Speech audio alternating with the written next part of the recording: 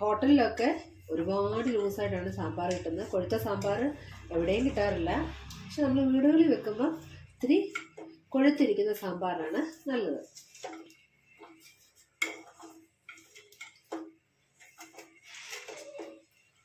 അപ്പോൾ ഉള്ളി സാമ്പാർ വെക്കുന്നത് എങ്ങനെയാണെന്ന് നമുക്ക് നോക്കാം.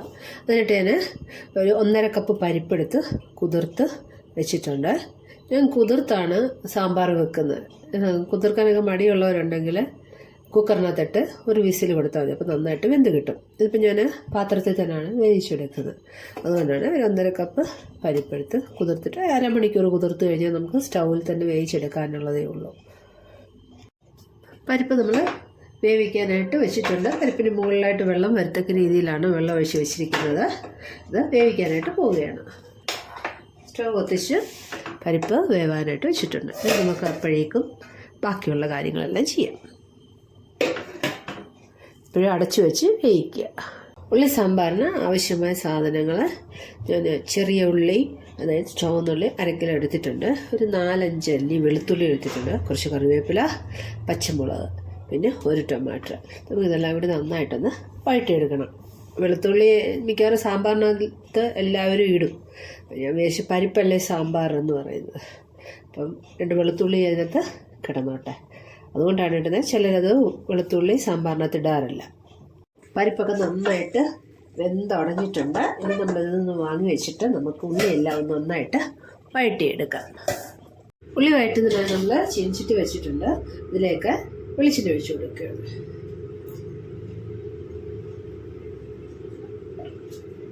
ഒരു ടേബിൾ സ്പൂൺ വെളിച്ചെണ്ണ ഞാൻ ഒഴിച്ചു കൊടുത്തിട്ടുണ്ട്. എണ്ണ നന്നായി ചൂടായിട്ടുണ്ട്. നമ്മൾ ഇതിനകത്തേക്ക് ഉള്ളി, പച്ചമുളകും എല്ലാം കൂടി ഇട്ട് കൊടുക്കുകയാണ്.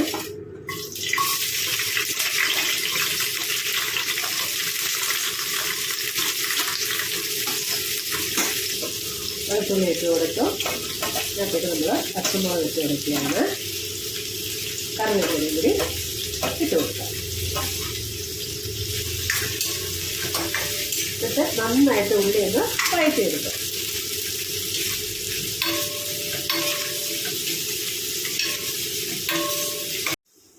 ഉള്ളിയെല്ലാം നന്നായിട്ട് വഴന്നിട്ടുണ്ട്. ഇത് നമുക്ക് വേവിച്ച പരിപ്പിനകത്തേക്ക് ഇട്ട് കൊടുക്കാം. പരിപ്പിനകത്തേക്ക് നമ്മളിതൊന്ന് ഇട്ട് കൊടുക്കുകയാണ്. പരിപ്പ് ഉള്ളിയും കൂടി ഒന്ന് നന്നായിട്ട് വെന്ത് ഒന്ന് ഉടഞ്ഞു വരട്ടെ. പരിപ്പിനും ഉള്ളിക്കും ആവശ്യമായ ഉപ്പ് ഇട്ട് കൊടുക്കുകയാണ്. ഒരു 1/2 ടീസ്പൂൺ മഞ്ഞൾപ്പൊടി കൂടി ഇട്ട് കൊടുക്കുകയാണ്. മിക്സ് ചെയ്യാം. ഉപ്പ്, മഞ്ഞൾപ്പൊടി.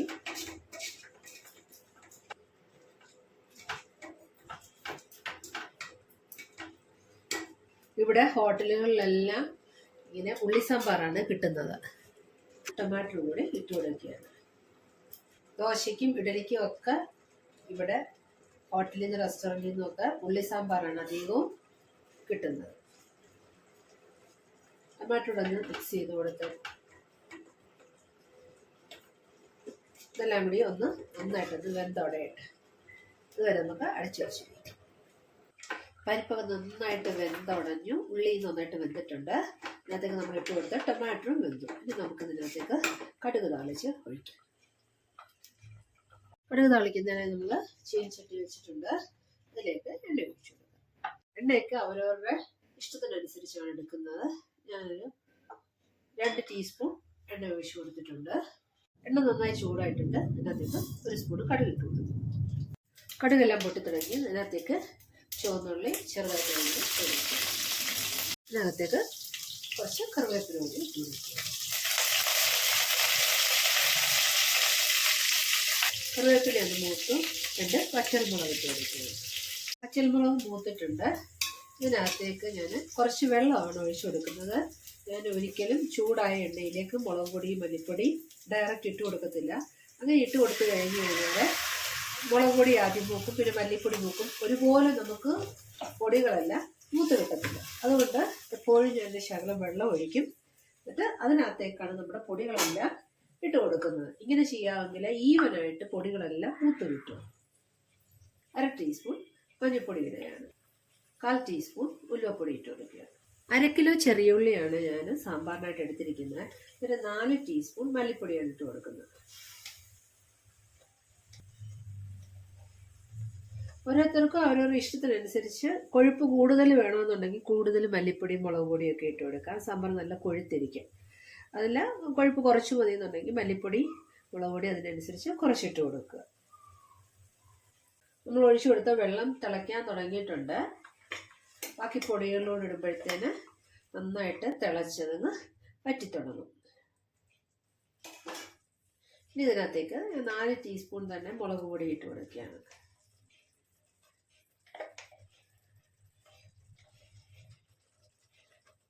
നാല് ടീസ്പൂൺ മുളക് പൊടി ഇട്ട് കൊടുത്തു. അതുകൂടി നന്നായിട്ട് ഇതിലേക്ക് മിക്സ് ചെയ്ത് ചേർക്കുക.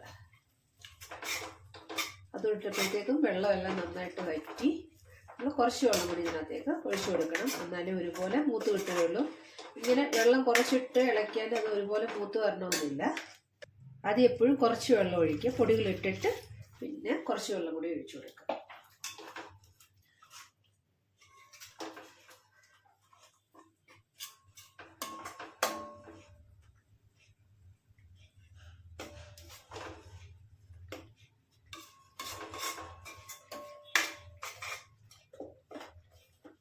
ഇതിനകത്തേക്ക് ഒരു 1/4 ടീസ്പൂൺ ജീരകപ്പൊടിയാണ് ഇട്ട് കൊടുക്കുന്നത്. പൊടികളെല്ലാം വീട്ടിലുണ്ടെങ്കിൽ നമുക്ക് വേഗത്തിൽ സാമ്പാർ എന്തോ വേണേലും റെഡിയാക്കി എടുക്കാൻ പറ്റും. ഞാനെല്ലാം വറുത്ത് പൊടിച്ചു വെക്കും. ജീരകവും കുരുമുളകും ഉലുവയും എല്ലാം ഞാൻ വറുത്ത് പൊടിച്ചു വെക്കും. അപ്പം നമ്മൾ ഇങ്ങനെ കടുകൊക്കെ താളിക്കുന്ന സമയത്ത് വേഗത്തിലത് പൊടികൾ മാത്രം അങ്ങ് ഇട്ട് കൊടുത്താൽ മതി. ഷോപ്പിൽ നിന്ന് വാങ്ങിക്കേണ്ട ആവശ്യമൊന്നുമില്ല. സമയം കിട്ടുമ്പോൾ നമുക്കിതെല്ലാം കഴുകി വറുത്ത് പൊടിച്ചു വെക്കാവുന്നേ ഉള്ളൂ. വെയിലത്ത് വെച്ച് ഉണക്കണമെന്നുമില്ല. ചീനച്ചട്ടിയിലിട്ടൊന്ന് മൂപ്പിച്ചതിന് ശേഷം നന്നായിട്ട് പൊടിച്ചു വെച്ചാൽ മതി. ഇന്നത്തേക്ക് നമുക്കൊരു ഇച്ചിരി കായം കൂടി ഇട്ട് കൊടുക്കാം. സാമ്പാർ ടേസ്റ്റ് എന്ന് പറയുന്നതിന് കായമാണ്. ഒരു 1/4 ടീസ്പൂൺ കായപ്പൊടി ഇട്ട് കൊടുക്കുകയാണ്. കട്ടക്കായമാണെങ്കിൽ കടുക് വറുക്കുന്ന സമയത്ത് തന്നെ നമ്മൾ ഇടണം. തിളച്ച എണ്ണയിലേക്ക് തന്നെ ഇട്ട് കൊടുക്കണം. അല്ലെങ്കിൽ സാമ്പാർ വേവിക്കുന്ന സമയത്ത് അതിനകത്തേക്ക് ഇട്ട് കൊടുക്കണം. കായപ്പൊടിയും കൂടി ഇട്ട് നന്നായിട്ട് മിക്സ് ചെയ്തു. ഇനി നന്ന തിളച്ച് ഈ വെള്ളം ഒന്ന് വറ്റി കഴിയുമ്പോൾ എണ്ണ മേളിൽ തെളിയും. അപ്പോൾ നമ്മുടെ മുളകും മല്ലിയെല്ലാം ഒരുപോലെ മൂത്ത് കിട്ടും. കാണിച്ചു തരാൻ എങ്ങനെയാണ് എണ്ണ തെളിഞ്ഞു വരുന്നതാണ്. ഇടയ്ക്കിടയ്ക്ക് നമ്മളിതൊന്ന് ഇളക്കി കൊടുക്കണം. കാര്യം ചീനച്ചട്ടിയുടെ അടിയിൽ ചിലപ്പോൾ അത് പറ്റി പിടിക്കാനുള്ള ചാൻസ് ഉണ്ട്. അങ്ങനെ ഇളക്കി കൊടുക്കാമെങ്കിൽ വേഗത്തിൽ വെള്ളം വറ്റുകയും ചെയ്യും. നന്നായിട്ട് മൂത്ത് വരികയും ചെയ്യും. പൊടികളെല്ലാം നന്നായിട്ട് മൂത്തിട്ടുണ്ട്. എണ്ണ തെളിയും. ഇപ്പം തന്നെ കാണിച്ചു തരാം. എണ്ണ തെളിഞ്ഞ് വരുന്നത് നമുക്ക് കാണാനായിട്ട് പറ്റും. എണ്ണ തെളിഞ്ഞു തുടങ്ങിയിട്ടുണ്ട്. മുകളിലെല്ലാം കാണാൻ പറ്റുമെന്ന് വിശ്വസിക്കുന്നു. ഇതുപോലെ തെളിഞ്ഞു വരും. അന്നേരം നമ്മുടെ മുളകും മല്ലിയെല്ലാം ഒരുപോലെ മൂത്തെന്ന് നമുക്ക് മനസ്സിലാവും. തന്നെയല്ല നല്ലൊരു മണം വരുന്നുണ്ട്. നമ്മൾ മുളകും മല്ലിപ്പൊടിയൊക്കെ ഫ്രൈ ചെയ്തെടുക്കുമ്പോൾ ഒരു മണമുണ്ടല്ലോ, അത് നന്നായിട്ട് വരുന്നുണ്ട്. എണ്ണയെല്ലാം തെളിഞ്ഞു. ഇനി നമുക്കിത് വേവിച്ച കഷ്ണത്തിനകത്തേക്ക് ചേർത്ത് കൊടുക്കാം. ഇന്നത്തെ വെള്ളം മുഴുവനും നന്നായിട്ടങ്ങ് വറ്റിയിട്ടുണ്ട്. നമുക്കിതിനകത്തേക്ക് പുളിവെള്ളം കൂടി ചേർത്തങ്ങ് ഇളക്കി പരിപ്പ് വേവിച്ചതിനകത്തേക്ക് മിക്സ് ചെയ്ത് കൊടുക്കാം. പുളിവെള്ളമൊക്കെ നമ്മൾ എടുക്കുന്ന ക്വാണ്ടിറ്റിക്ക് അനുസരിച്ചാണ്. അതുകൊണ്ടാണ് ഇത്ര എന്ന് പറയാത്തത്. കുറച്ച് പരിപ്പ് ഉള്ളെങ്കിൽ ഒരു നെല്ലിക്ക വലുപ്പത്തിൽ പുളി എടുത്താൽ മതി. കൂടുതൽ പരിപ്പ് ഉള്ളി ഉണ്ടെങ്കിൽ ഒരു നാരങ്ങ വലുപ്പത്തിൽ പുളി എടുക്കുക. ഞാനിപ്പോൾ ഒരു നാരങ്ങ വലുപ്പത്തിൽ പുളി എടുത്തിട്ടുണ്ട്. കാര്യം 1/2 കിലോ ചെറിയ ഉള്ളിയാണ് എടുത്തിരിക്കുന്നത്. നമ്മൾ പുളിവെള്ളം ഒഴിച്ച് ഒന്ന് മിക്സ് ചെയ്തു. ഇതിന് നമുക്ക് വേവിച്ച് വെച്ചിരിക്കുന്ന ഉള്ളിയും പരിപ്പിനകത്തേക്കും ചേർത്ത് കൊടുക്കാം. വേവിച്ച് വെച്ചിരുന്ന ഉള്ളിയും പരിപ്പിനകത്തേക്ക് നമ്മളത് ചേർത്ത് കൊടുക്കുകയാണ്. കടുക് താളിച്ചത് അതിനകത്തേക്ക് ചേർത്തു. ഈ ചീനിച്ചട്ടിക്കകത്ത് കുറച്ചുണ്ട്. അത് വെള്ളം ഒഴിച്ച് നമ്മളത് അതിനകത്തേക്ക് കഴുകി ഒഴിച്ച് നന്നായിട്ട് തിളപ്പിച്ചെടുക്കണം. ആവശ്യമായ ഉപ്പിട്ട് കൊടുക്കണം. നമ്മളിതുവരെ ഉപ്പിട്ട് കൊടുത്തില്ലായിരുന്നു. വളരെ കുറച്ച് ഉപ്പ് മാത്രമേ ഇട്ട് കൊടുത്തുള്ളൂ. ഉപ്പ് നോക്കിയതിന് ശേഷം വേണം നമുക്ക് വീണ്ടും ഉപ്പിട്ട് കൊടുക്കാനായിട്ട്. കല്ലുപ്പാണ്, അതുകൊണ്ട് വളരെ കുറച്ചാണ് ഇത് ഇടുന്നത്. ചീനച്ചട്ടിയിൽ വെള്ളം ഒഴിച്ചൊന്ന് കഴുകി എടുത്തിട്ടുണ്ട്. അതുകൂടി ആ അരപ്പൂടി ഇതിനകത്തേക്ക് ചേർത്ത് കൊടുക്കുകയാണ്.